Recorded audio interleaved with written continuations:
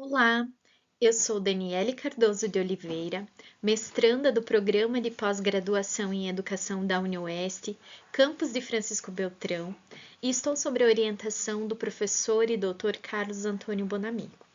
Hoje eu apresento a vocês o trabalho intitulado Raízes da Educação Popular na Construção da Educação do Campo, Relações, Encontros e Diálogos.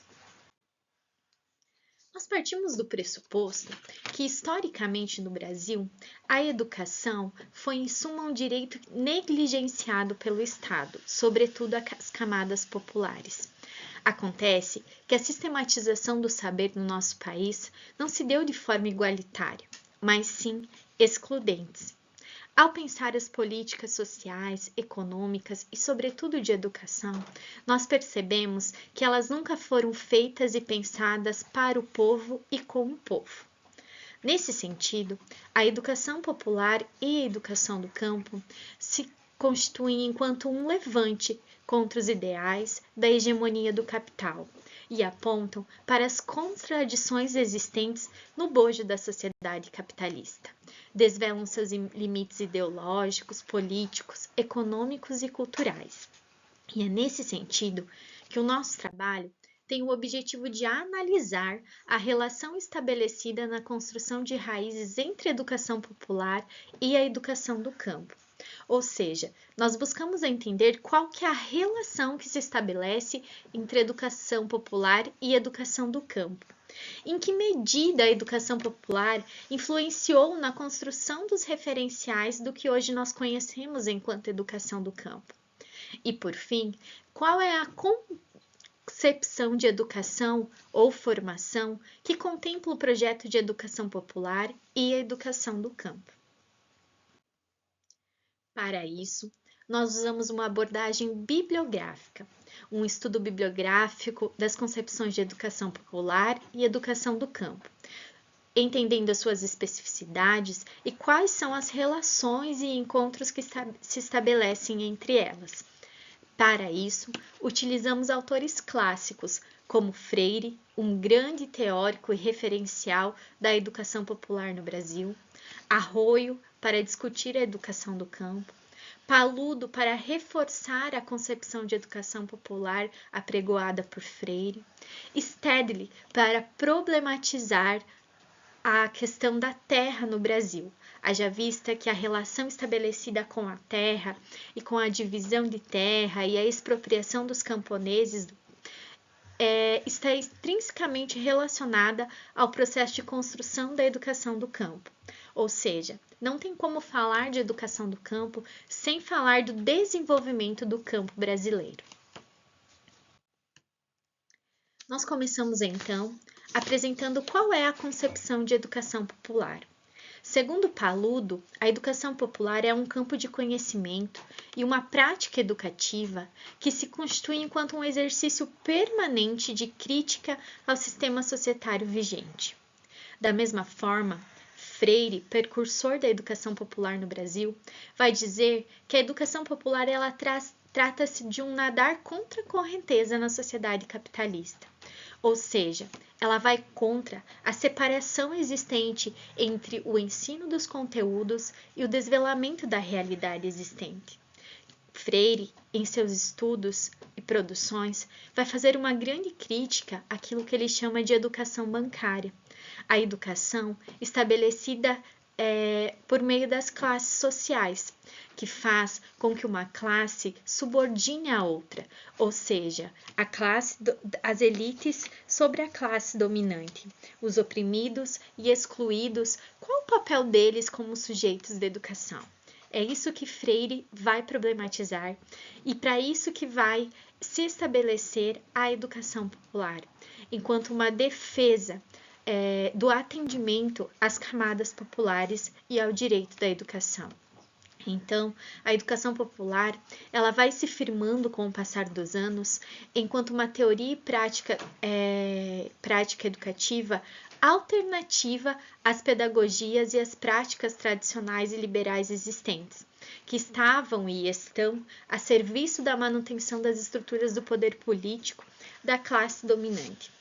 Desse modo, a educação popular ela se caracteriza enquanto uma concepção de educação que tem como base o povo, as suas vivências, os seus saberes da experiência, e ela está imbricada em uma prática de transformação desses sujeitos, das suas realidades, e por isso movida por ampliar a compreensão de mundo desses sujeitos e as suas atuações nos setores populares.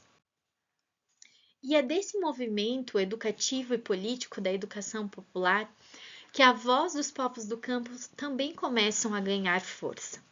É dessa concepção contra-hegemônica e de resistência do modo de produção de vida que se criam os referenciais que dão base à educação do campo.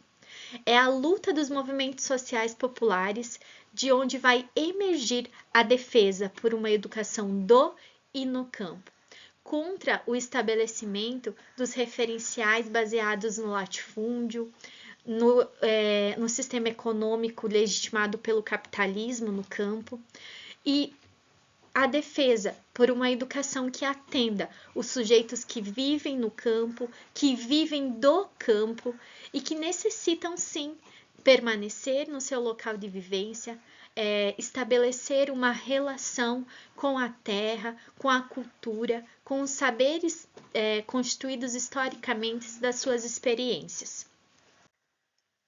Logo, entendemos que a educação popular e a educação do campo, elas se relacionam na medida que elas partem de um processo de luta dos movimentos sociais populares contra a hegemonia do capital, retomando, então, a educação do campo as matrizes de educação popular, no sentido de promover uma educação pautada na relação que os povos do campo estabelecem com a terra, com o seu local de vivência, com a sua cultura, buscando superar esse olhar existente do campo enquanto um lugar de atraso, enquanto um lugar que está aquém aos modelos legitimados pelo urbano.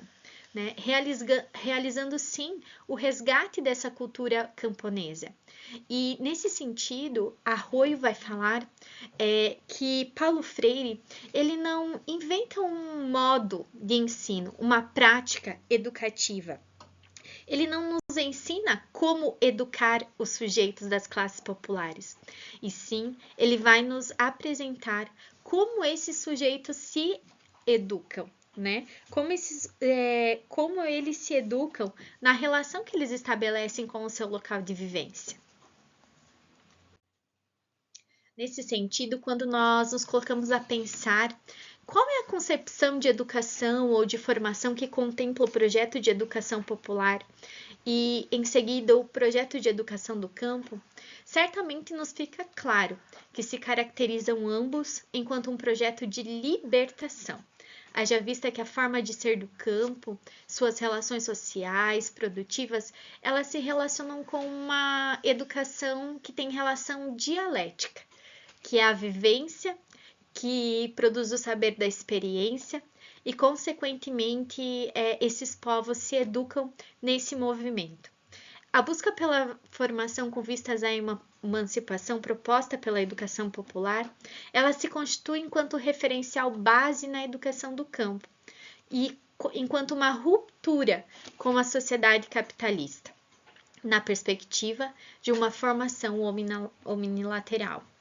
Nesse sentido, eu encerro afirmando que todo movimento social de educação popular, ele possui um caráter educativo, e assim ele se faz em qualquer tempo e lugar, pois sem direito à educação não há direitos sociais nem políticos.